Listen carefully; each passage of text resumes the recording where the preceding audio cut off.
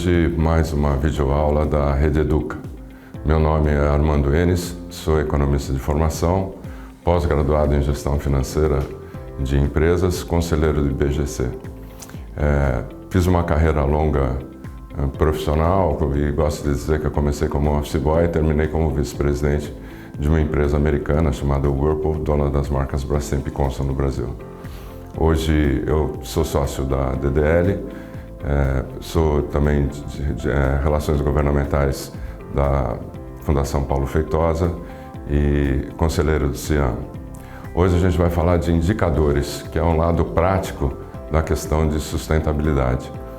Eu chamo de indicadores chaves, mas o mercado chama de KPIs. Para ficar mais bonito, KPIs é o nome de mercado. Para que servem indicadores, né? Indicadores servem para você entender os principais fatores que influenciam o seu negócio. Mostram o desempenho que estão sendo alcançados e ajudam na tomada de decisão. Uma frase muito usada aqui é: o que não é medido não é gerenciado. Então, a simples medição já provoca análise sobre aquele custo ou sobre aquela determinada despesa ou sobre o desempenho.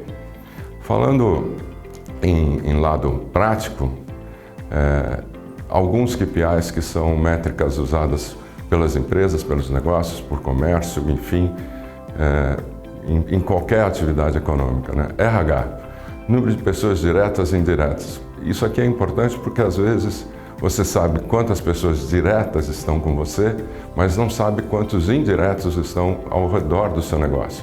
Isso é importante saber, conhecer, cadastrar, entender qual é a qualificação, a diversidade, se eles têm conscientização sobre sustentabilidade, sobre educação básica, sobre o seu negócio, sobre segurança, enfim, sobre as coisas que afetam o dia a dia de alguém que trabalha em empresas ou comércio ou simplesmente atuando na área de serviço. Um medidor, por exemplo, consumo de água. Todo mundo olha a conta de água pelo valor, mas não olha a conta de água pelo consumo. E aí, registrar isso historicamente, quanto você gastou de água naquele mês ou naquele ano, naquele trimestre, é importante para poder gerenciar até a entrada de algo novo. Por exemplo, uma empresa que adiciona algum processo novo, aumenta o consumo de água. Aquilo é proporcional, não é proporcional, faz sentido, não faz sentido, tem vazamento, não tem vazamento, são coisas que você aprende olhando a conta de água com mais carinho. Consumo de energia. Consumo de energia é outro dado básico também, em que é importante entender como é que funciona a sua conta de energia. Claro, no verão, por exemplo, você vai gastar mais energia do que no inverno. Isso está equivalente ao ano anterior. Os aparelhos que você está usando de ar-condicionado, eventualmente, são flexíveis, são modernos, são de baixo consumo, vale a pena trocar, vale a pena o investimento, são contas que tem que fazer a partir da análise dos números. Rejeitos ou resíduos. E aqui uma coisa importante, não existe lixo. A palavra lixo devia ser desclassificada, na verdade. O que você tem, mesmo na sua residência, são rejeitos. Resíduos sólidos e líquidos. Então, quando eu digo tem que prestar atenção naquilo que entra e naquilo que sai da sua empresa, do seu negócio, da sua casa, os resíduos estão incluídos nele. Então, classificar vidro, plástico, metais é importante para que tenha a possibilidade de fazer uma reciclagem após essa saída. Estabelecer, e quando você mede e tem um número, você consegue estabelecer metas, entender como é que aquilo está funcionando. Por exemplo, na questão de energia, você pode colocar energia solar e vale a pena, de novo, tudo é conta, vale a pena o investimento, fazer isso, economizar dinheiro, por quanto tempo e até quando.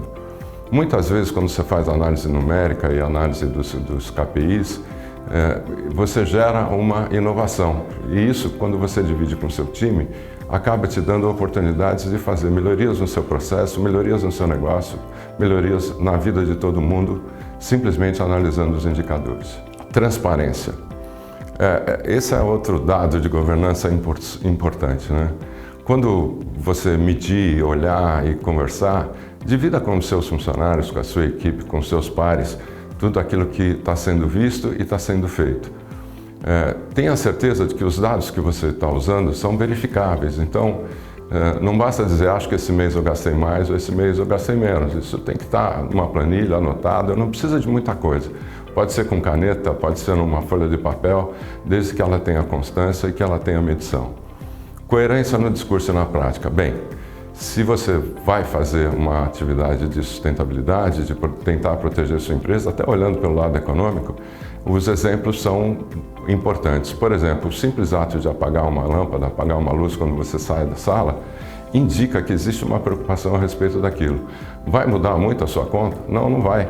Mas o ato em si é o que importa para que todos vejam que há uma preocupação dentro da empresa, do seu ambiente de trabalho, com as questões de sustentabilidade.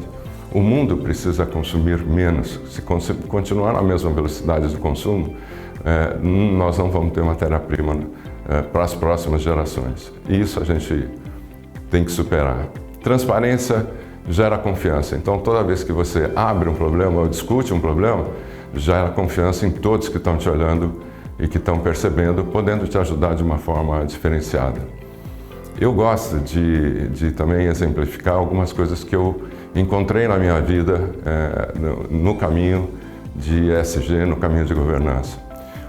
A empresa que eu trabalhava era dona da marca Consul, é dona da marca Consul, e uma vez o presidente nos chamou e falou, ano passado a gente deu X de valor em doações, em fogão, geladeira, financiamos essa ou aquela ação de uma maneira muito difusa. E perguntou a todos assim, vocês sabem onde foi esse dinheiro ou o que produziu de resultado? E ninguém soube responder, porque todo mundo atendeu pedidos, na verdade, pedidos justos, mas na verdade eles não tinham direcionamento. E ali a gente resolveu então dar um direcionamento, criando o Consulado da Mulher. Se entrar na internet você acha com facilidade, é claro que é uma brincadeira com o nome Consul, né? Consulado da Mulher, que tem a atividade de juntar empreendedoras e ensiná-las a ganhar dinheiro e tratar o seu negócio com essas visões de indicadores, de consumo, de higiene, de negócios, de fiscal, de tributário e trazer para elas um movimento de crescimento dentro desses negócios. E negócios pequenos, às vezes são cozinhas industriais ou pequenos salões de beleza. E a gente teve uma métrica ali também medida de que todos que entraram no projeto saíram com 40% a 50% de ganho nos seus negócios, simplesmente pela organização e prestando atenção nele. Isso valorizava muito a gente, porque a outra métrica da companhia era que a gente dava visibilidade às atividades do consulado. Então tinha um retorno de marketing à marca, fazendo um ciclo completo. Então aquele dinheiro que a gente gastava de forma difusa, passamos a gastar de forma orientada com mulheres e melhorando o desempenho delas. Outra coisa que isso já para companhias maiores, inventário da cadeia de fornecimento. Muitas vezes a gente lá consumia muito aço e o aço tinha um problema na cadeia de consumir carvão de região de fronteira. E isso era uma preocupação muito forte. E aí o que fizemos? Chamamos o fornecedor e a primeira reação não foi boa, porque o fornecedor achou que a gente queria tirá-lo do negócio, e na verdade não, a gente só queria certificar a cadeia. Investigamos a cadeia junto com eles, encontramos problemas, consertamos os problemas e depois certificamos que naquela cadeia de fornecimento daquele aço que fazia fogão e geladeira, a gente não tinha nenhum tipo de inadequação, né? Trabalho infantil, esse tipo de coisa, quando você fala de carvão, são coisas muito comuns de encontrar. E a gente conseguiu eliminar ou sanar aquele fornecimento, né? Também se engana quem não acha que tem responsabilidade sobre a cadeia de fornecimento. A cadeia de fornecimento é uma coisa importante. Se um fornecedor teu tiver problema, você também terá problemas. Isso também é um problema teu. Reciclagem nacional, a gente lá em 2018 trabalhou ativamente para criar a Lei dos Resíduos Sólidos e tratar ali da questão da reciclagem de eletrodomésticos, que era o nosso foco. Hoje essa lei está funcionando e progredindo no Brasil inteiro aí com a destinação de eletrônicos e eletrodomésticos. Compromisso com fornecedores, né? Fornecedores não pode ser só preço, né? Você tem que ter um compromisso com o seu fornecedor, que ele está na mesma cadeia que você e anda da mesma forma como você faz, como você pratica, como você trabalha. Então, ter esse alinhamento é super importante, de uma forma ou de outra, direta ou indiretamente, envolvê-los nas suas decisões de negócio. As conclusões do que eu falei aqui é que KPIs ou indicadores medem, ESG orienta, transparência fortalece, comunicação responsável gera confiança. Era o que eu queria passar para vocês hoje. Obrigado.